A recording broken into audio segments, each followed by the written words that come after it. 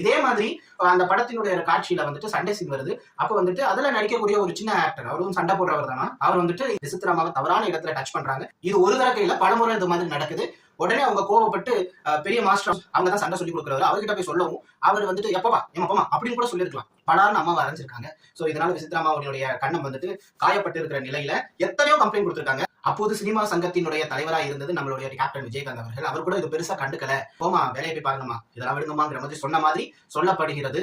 இது போக பல விஷயங்கள் வந்துட்டு இவங்க வந்து போலீஸ் ஸ்டேஷன்ல கம்ப்ளைண்ட் பண்றாங்க, நடிகர் சங்கத்துல கம்ப்ளைண்ட் பண்றாங்க. எங்க கம்ப்ளைண்ட் போய் பண்ணியும் ரிசல்ட் அவங்களுக்கு வந்துட்டு பேட் தான். அவங்க யாருமே கண்டுக்கல.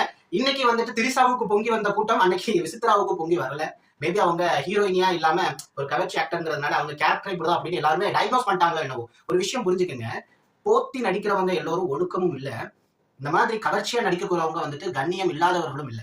யார் நல்லவங்க கெட்டவங்க அப்படிங்கிறது அவங்களுடைய உள்ளத்திற்கு மட்டும்தான் தெரியும். உங்களுக்கும் எனக்கு